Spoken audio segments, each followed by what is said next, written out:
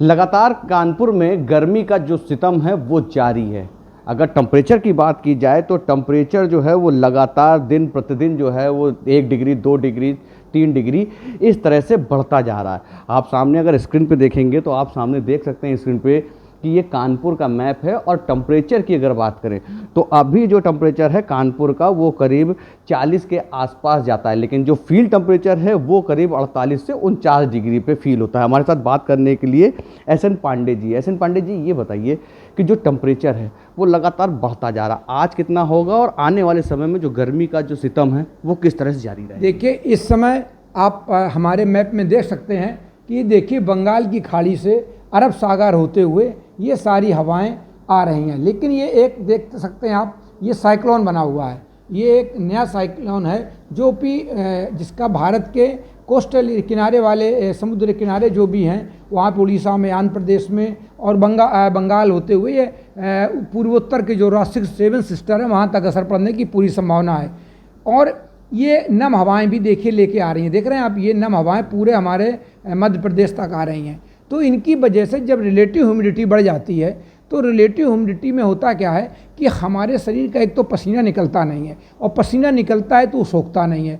ऐसी स्थिति में शरीर अपना तापमान मेंटेन नहीं कर पाता है, और इसमें कोई अगर बीमार होता है या बूढ़े होते हैं या बच्चे होते हैं और या कोई इसी तरह के ज़्यादा देर तक काम करता है धूप में निकल के, तो उसको हेल्थ की तमाम तरीके की प्रॉब्लम आने की पूरी संभावना बनी रहती है।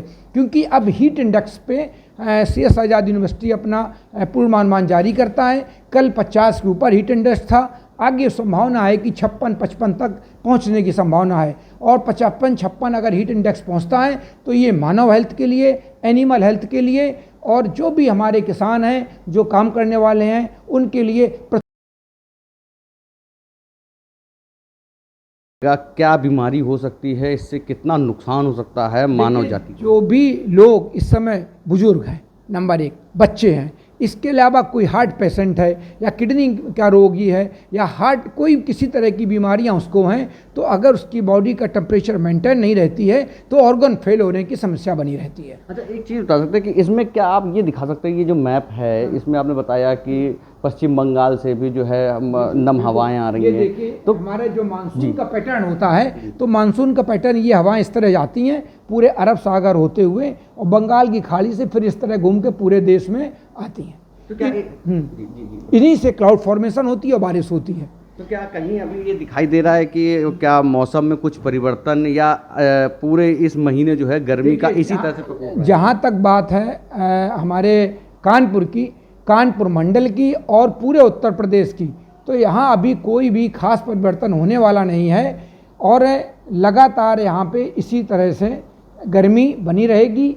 और जिस तरह से आप जानते हैं, ये देखिए, ये हमारा ये नया तूफान है, ये आगे बढ़ रहा है। इसका असर बहुत थोड़ा सा हमारे उड़ीसा, वेस्ट बंगाल और आंध्र प्रदेश पे पड़ने की संभावना है और म्यांमार तक जा रहा है। ये हमारी जो 7 सिस्टर्स हैं यहाँ भी इसका असर पड़ सकता है।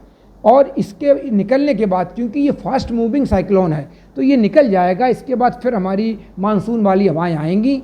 लेकिन अभी फ़िलहाल जब तक ये है 5 से 7 दिन तक, तब तक लगातार हमारे यहाँ इसी तरह मॉइस्चर फीड ज़्यादा रहेगा, रिलेटिव ह्यूमिडिटी बढ़ी रहेगी, हीट इंडेक्स बढ़ा रहेगा, जो कहीं भी मानव स्वास्थ्य के लिए अच्छा नहीं होता है। कहने का मतलब ये है कि 10 दिन तक मौसम में कोई परिवर्तन नहीं होगा, इसी तरह से गर्मी का जो प्रचंड रूप है वो जारी रहेगा। बिल्कुल, अभी कोई भी मौसमी मॉडल इस तरह का नहीं दिखा रहा है, लेकिन हम जो तराई का रीजन है, क्योंकि ये जो हवाएं जाती हैं तो पहले हमारे तराई के रीजन में जाती हैं, पूरी यहाँ से बिहार बंगाल की कॉर्नर होती हुई पूरे तराई नेपाल के इलाके किनारे से जिलों से होती हुई